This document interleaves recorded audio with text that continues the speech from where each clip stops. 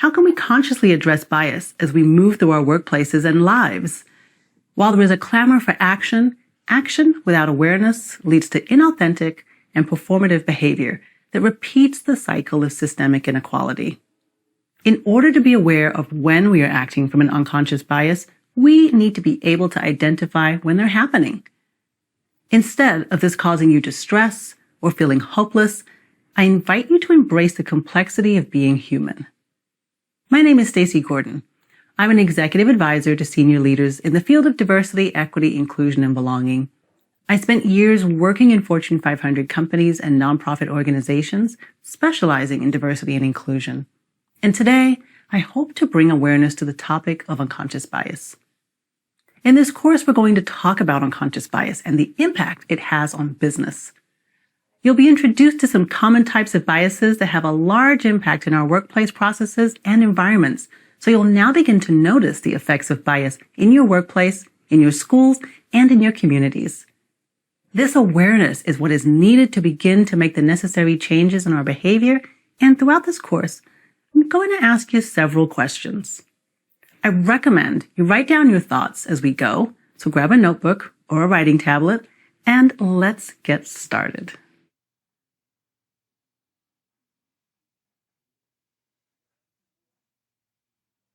Look at any industry, from tech to academia, medical to financial services, and you'll see that the number of women leaders at best hovers around 20%. And most industries are far below that number. There are so few S&P 500 companies run by women that the number fluctuates frequently. However, only 6% of companies are run by women as of 2022, and globally, women are underrepresented in positions of power.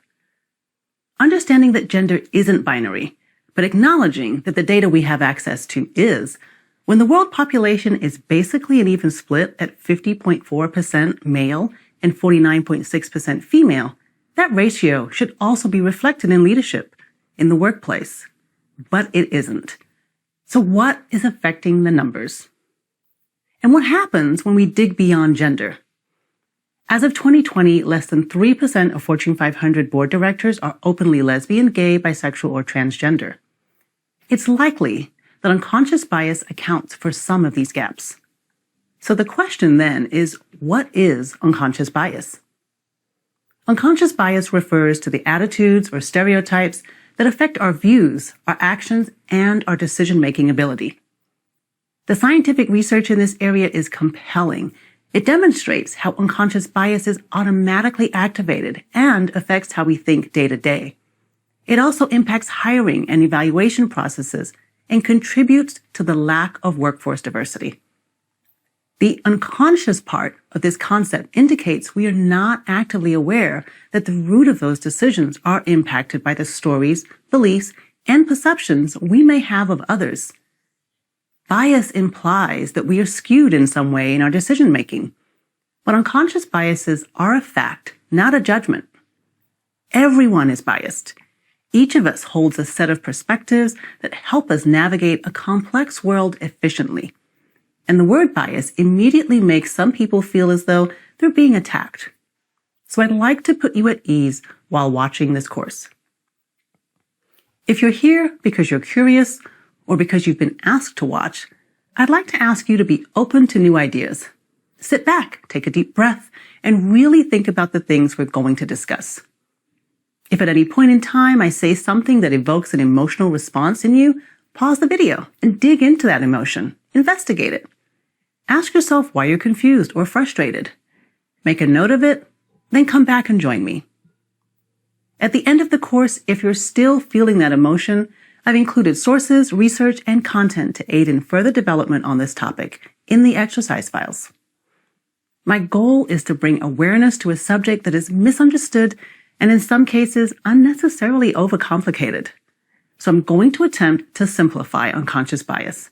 And my hope is that you'll have a better understanding of the concept and some tools for how to think and behave differently.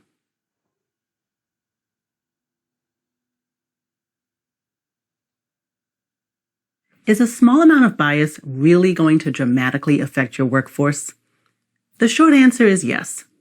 The long answer, still yes. Researchers from 3 universities collaborated to create a computer simulation that showed a 1% bias in favor of promoting men in the workplace. Now, you might think that beginning with the same number of men and women in entry-level positions and applying a 1% bias in promotion wouldn't change the expected 50-50 outcome. But in fact, applying a 1% bias in favor of men at every 6-month review for 10 years led to 65% of the most senior positions in the company being held by men. Every decision made about a person, from the time we're hired to the time we're promoted, passed over, get fired, or quit, each decision costs us and the company money. And the wrong decision sends us running to the nearest online employer rating board to post a negative review.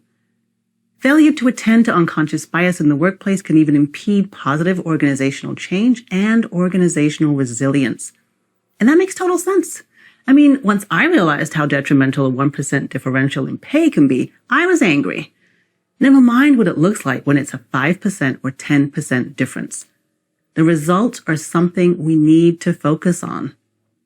The initial research simulation was only run at 1%, but when you add additional factors to the equation, things get worse. By adding in the bias that occurs when the job description is written, recruiting begins, interviews take place, hiring decisions are made, and then promotions are considered, you can see how the situation compounds. A small amount of bias has a large impact on our careers.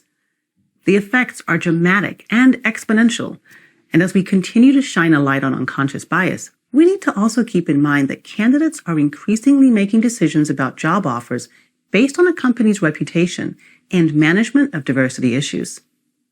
As candidates, we have choices. So in order to remain competitive, businesses will need to address each aspect of the hiring process from start to finish. What aspect of the promotion and development process would you like to see modified? The next time you reject a job offer, will you inform the company that their lack of diversity or reluctance to address bias factored into your decision? If you are a company looking to hire, how are you going to distinguish your company as an employer of choice?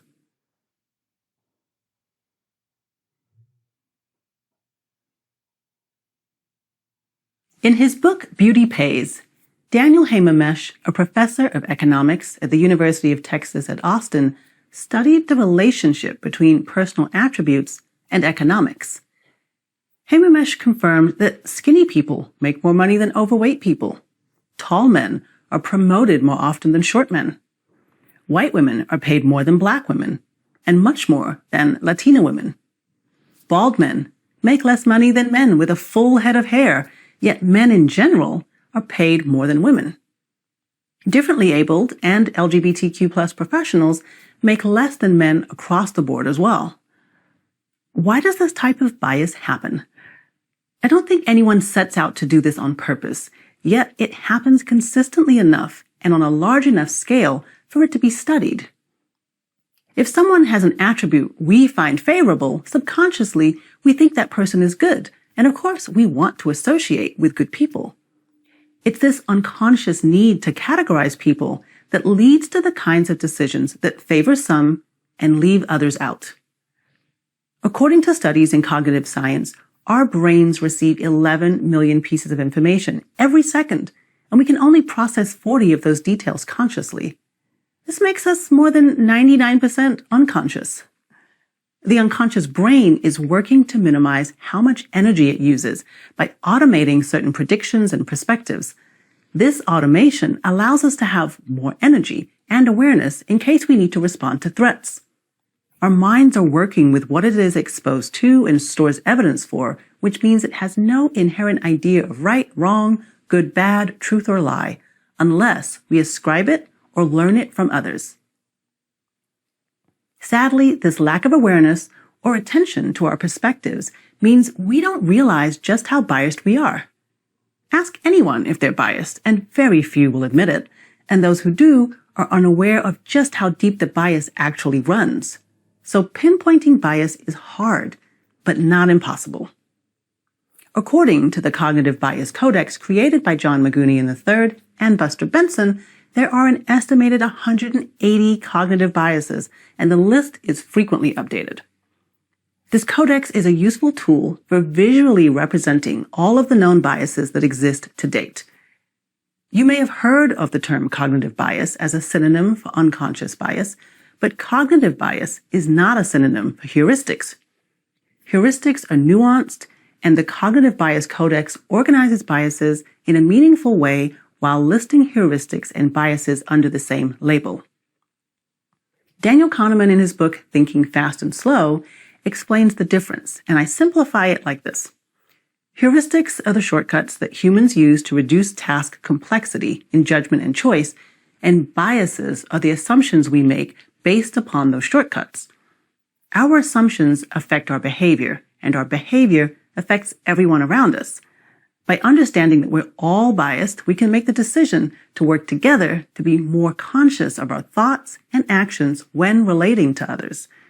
And while we can't always stop ourselves in the moment, we can think about our actions to see why we chose a particular person for a task or put a specific individual on a team. We can ask what made us act and think in that way towards this person or group. And then, if need be, we can remedy that situation. We can put our egos aside and admit we may have made a decision based upon a bias. We can interrupt our biases and acknowledge them. And not only can we address the current situation, we can resolve not to do it again. Over time, it is possible to learn to think and behave differently by using an objective test to measure our bias and by reflecting on our actions. We can change the way in which we are biased.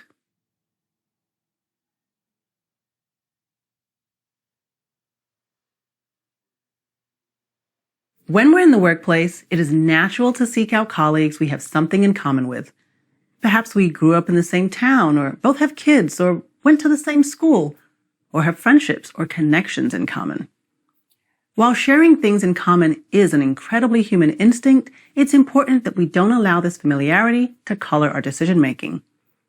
Making decisions based on favoritism or similar background is unconscious bias. And in addition to being unfair, unconscious bias is costly. When employees see others being promoted based on relationship rather than merit, they often leave the company. Employee turnover resulting from unconscious bias is an expensive mistake. Industry standards indicate that turnover costs 6 to 9 months of an employee's salary. At $60,000 per year, the cost is $30,000 to $45,000. That's no small number. What's worse is other sources estimate the cost to be much higher when replacing an employee earning $100,000 or more per year. On the other hand, making your employees aware of unconscious bias through training and development costs a fraction of that at only $1,300 per employee. So why not attempt to re-engage employees through training? It's far less expensive and better for the morale of the workforce. I'm reminded of the question, what if we invest in developing our employees and they leave? The response to that is, what happens if we don't and they stay? If you've got that notebook, spend some time reflecting on the following questions. Have you encountered unconscious bias, lack of diversity, and inequality in the workplace? How was it handled? Are you fully engaged at your workplace? Have you talked to a manager or HR about it? What suggestions would you make to improve the place where you work? The impact of bias is complicated because we can both be victims of unconscious bias and perpetrators of it. But if we pledge to remain aware, we can begin to make the impact a positive one.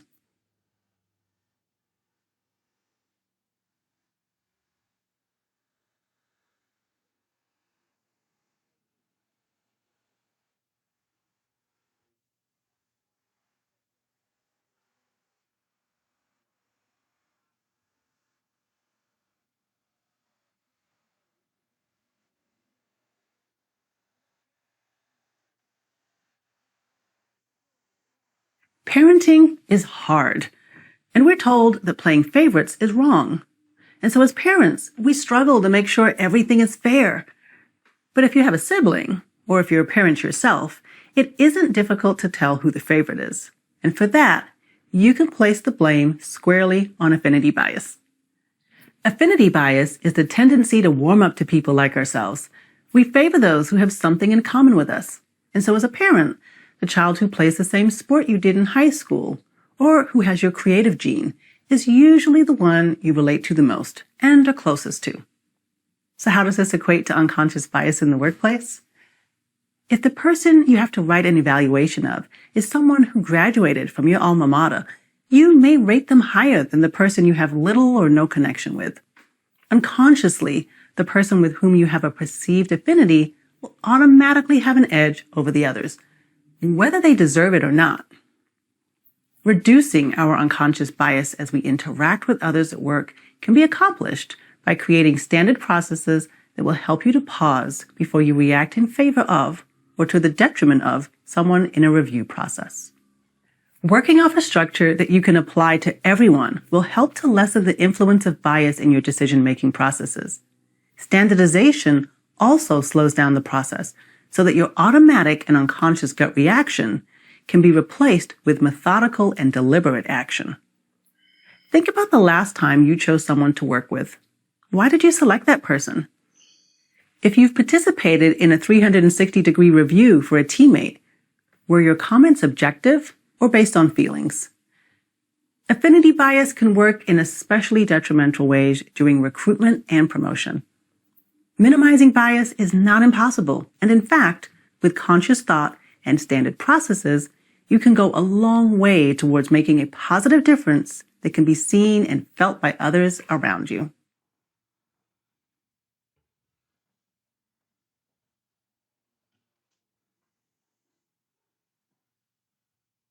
First impressions have a lot to do with the halo effect.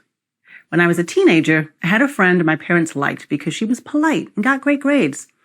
This meant they didn't worry when we were hanging out together, which meant I could stay out later. And I didn't get a lot of the usual questions a parent would ask about where I was going and what time I'd be home. Win-win for everyone. However, I soon learned she shoplifted, she cheated on exams, and was into whatever the new illicit trend was at the time. I stopped hanging out with that friend because I realized she wasn't a good influence. My parents, however, couldn't wrap their heads around it. They couldn't believe they were so wrong about her. Even after she was suspended from school, they'd still ask, "Whatever happened to that nice friend you had?" The halo effect is our tendency to think everything about a person is good because our first impression of them was good. In this case, my parents liked my friend. She came from a good family, and she was polite. The same thing happens at work. Think about the employee whose first project was a great success, but who hasn't lived up to it since. In fact, this person is coming in late, making a lot of mistakes, and routinely relies on others to get her work done on time. Yet, the manager rates her highly based on the perception that she's a great employee. This employee is just like my teenage friend. Take out your notebook and consider the following questions. Who wears the halo in your life, and is there anything you can do about it? Are you in an environment where grievances are taken seriously? If not, can you lobby for change? If you're a manager, review your own process for evaluating work and put checks and balances in place. Did the person to whom you assigned the work actually do the work? There's nothing wrong with liking the people you work with. It's encouraged. However, looking at them through unbiased eyes is something we all need to do. Unconscious bias affects people, but people can affect unconscious bias. We just have to acknowledge it and then decide to do something about it.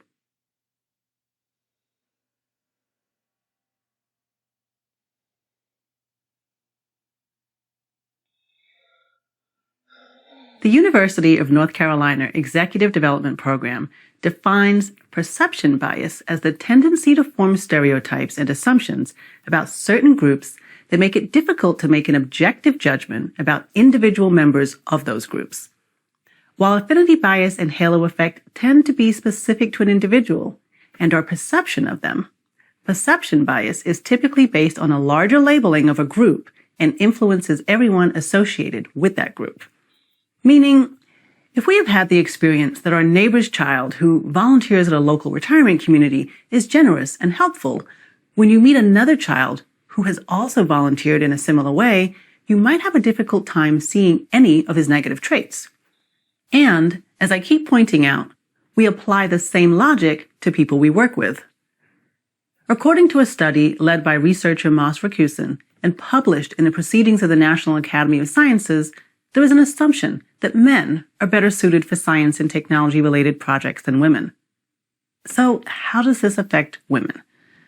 As an example, when hiring for a web engineer, an SEO analyst, or a data scientist, if 9 out of 10 candidates are men, it is difficult to put aside the perception that anyone else can be successful in these types of jobs and hire a woman.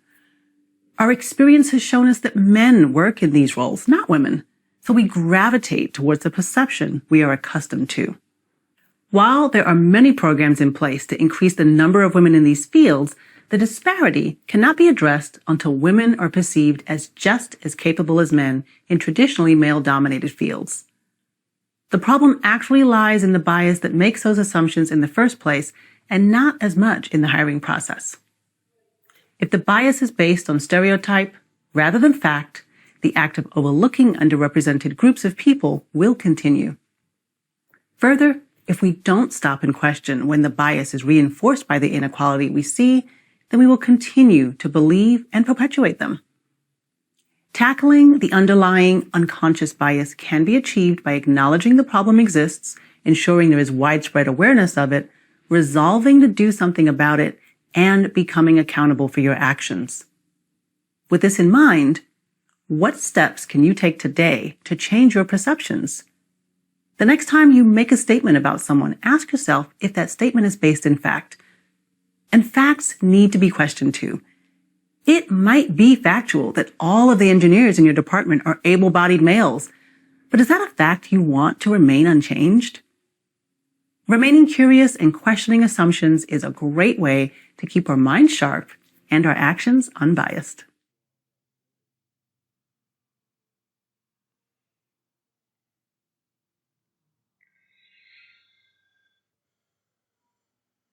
Confirmation bias is described as seeking out evidence that confirms our initial perceptions, ignoring contrary information. It's a little like a debate. Think about what happens there.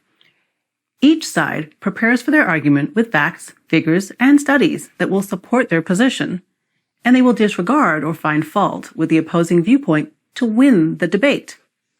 Confirmation bias gets on one side of that debate and allows us to only accept what supports our argument. Confirmation bias can make a bad situation worse because we become stubborn and refuse to change our opinion. We seek out information and evidence that justifies our position or makes us feel like we were right all along. For example, let's say Bob has an idea for a new product that he believes will be well received by the public. He does market research and presents findings that support his initial idea. When his coworker presents data that shows the product won't be profitable, Bob discounts it. Bob has data, his coworker has data, and both people believe their data proves the point. Confirmation bias becomes a problem when Bob pushes the product to market based solely on his data. To combat confirmation bias, we need to review the data we have in our possession, all of it. Review the pros and the cons to objectively make a decision based on both sides of the data. Look for data that disproves your point. Ask others to review your conclusions. The best way to get over confirmation bias is to find someone who is unbiased that you can present both sides to. If you develop a standard system of evaluation for all new products, you'll be better positioned to make the right decision. But confirmation bias isn't limited to new products. We also see it in other aspects of business, and we overcome it in the same way. By now, you should have quite a few notes in your notebook, and here are a few more questions to consider. Are there standard systems in place within your company for employee evaluations? Is your work regularly reviewed rather than once a year during an annual performance review? Is there consistent data and reporting that can be easily used for rewarding positive behavior? Is there a standard process in place for spending? How are funds allocated to different departments? Are requests evaluated objectively? Is there a bias towards tried and true methods or novel methods? Without data, We're subject to the whims of our mood that day and our gut instinct about people, which, if you've been paying attention, is highly subjective and unconsciously influenced.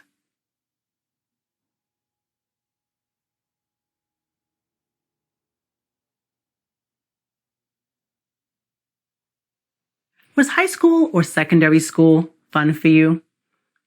For most people, it was a time of desperately trying to fit in. And if you were considered part of the in crowd, you spent most of your time trying to stay there. You may have found yourself agreeing with things your friends said or did because you thought everyone else did too, and you didn't want to stick out. While in hindsight, this can seem like deliberate behavior and not something outside of our control, in the moment, the behavior is instinctual, and that's what makes it unconscious bias. There is a genuine leap that is made by our brain, which is caused by our desire for self-preservation. This type of judgment can lead us to make grave mistakes. The bandwagon effect, or groupthink, occurs when individuals try too hard to fit into a group by agreeing with the majority or stifling opinions that may differ from the group. It doesn't have to occur in large groups. It happens in smaller groups between coworkers and even among family members. In the 1950s, in a series of psychological experiments, researchers found that people were willing to go as far as giving a wrong answer in order to conform to the rest of the group. What does this mean for organizations like yours? It means that people are willing to go along to get along. We can miss creativity and independent thought and end up with people who may have all agreed with an idea, even though those in the room knew that idea was terrible. What may look like harmony may actually be groupthink and appeasement, which can stifle companies trying to innovate, improve, or change. Ever launched a product that everyone somehow knew was doomed to fail, yet no one said anything? I know I've been part of that. I worked for a video game company where we launched a title that everyone said would be disastrous. We would discuss in hushed whispers the futility of the project and the wasted marketing dollars, yet we continued to march forward. The title was eventually released, and it was the colossal failure we all knew it would be. But had someone said something before the project really gained momentum, the company could have saved a lot of money and embarrassment. There are decades worth of research on this behavior, and if you want to positively change the way you make decisions, try one or more of these steps. First, take on the role of the dissenter, someone whose job it is to poke holes and provide alternative arguments for each decision, and let everyone know this is the role you'll be serving in. Next, if you're the person with the most authority in the room, avoid stating your preferences and/or expectations first. Then, reserve a sizable block of time to critically evaluate the options that have been discussed. Finally, invite an impartial third party to attend the meeting and challenge the opinions of the group. You may not be able to implement each step for every meeting, and you may not want to. However, adding these steps to your toolkit will help you make decisions that are likely to be more rational and less biased.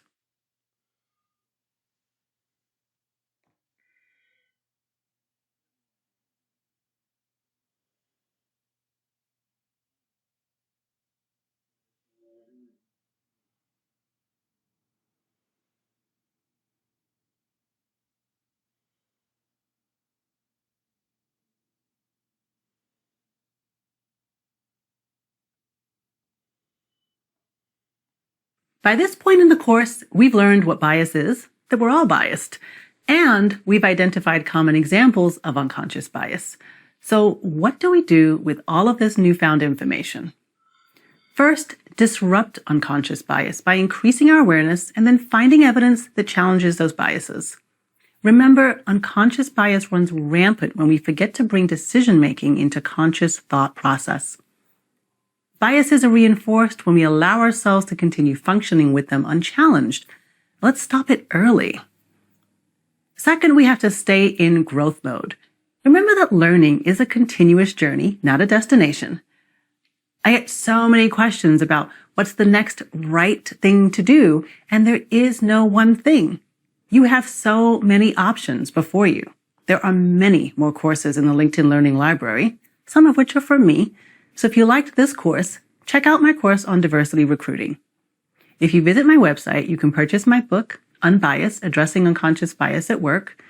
You'll find more DEIB resources that I've curated over the past few years.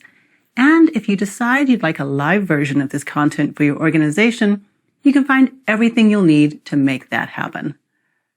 I invite you to stay in touch and follow me on LinkedIn.